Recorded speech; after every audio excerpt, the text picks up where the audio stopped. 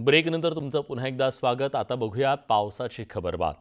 बेळगावला मुसळधार पावसानं झोडपून काढलंय। पावसामुळे बेळगाव गोवा मार्ग बंद झालाय। चोरला घाटातला पर्यायी रस्ता सुद्धा वाहून गेला। कुसुमाळी गावाजवळ ही घटना घडली असून 8 ते 10 दिवस हा मार्ग बंद राहण्याची शक्यता आहे।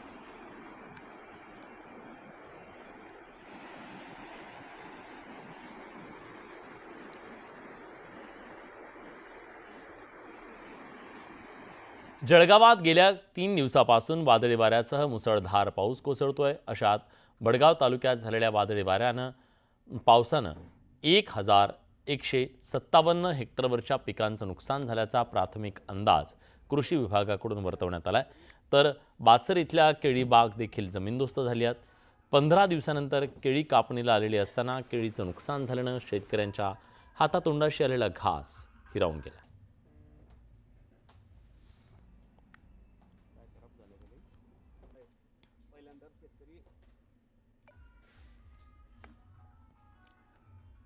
भुसावळ जामने रस्त्याच्या चौपदरीकरणाचं काम सुरू आहे। त्यामुळे पावसाचं पाणी थेट शेतकऱ्यांच्या शेतात जात असल्यानं शेतकऱ्यांचं मोठ्या प्रमाणात नुकसान होतंय। प्रशासनाने याकडे लक्ष द्यावं, त्यासाठी तक्रार करून देखील रस्त्यावरचं पाणी जाण्यासाठी कुठलीही उपाययोजना केली जात नाहीये।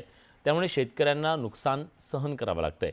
संतप्त झालेल्या शेतकऱ्यांनी कुऱ्हा इथल्या पानाजी इथं रस्त्याच्या चौपदरीकरणाचं काम बंद पाडून आंदोलन केलं।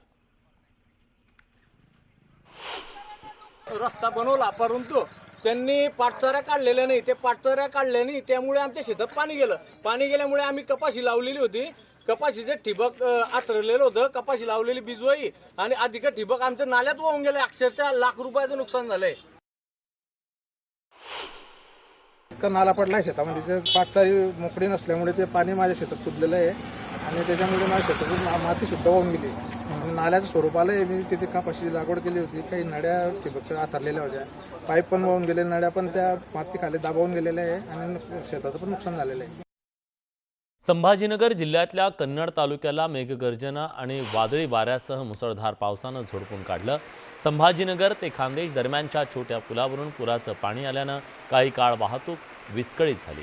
तर मुसळधार पावसामुळे भुशी धरणाच्या पाणी पातळीत वेगानं वाढ होतीये। धरण लवकरच 100% भरण्याची शक्यता आहे। धरणाच्या सांडव्यावरून वाहणाऱ्या पाण्यात भिजण्याचा आनंद घेण्यासाठी मोठी झुंबड उडते। तर येवला शहर आणि ग्रामीण भागात वादळी वारा आणि पावसाचा कहर सुरूच आहे। एका दिवसात 55 मिलीमीटर इतका पावसाची नोंद झाली आहे। 4 दिवसात 100 मिलीमीटर पाऊस झाल्याची नोंद आहे।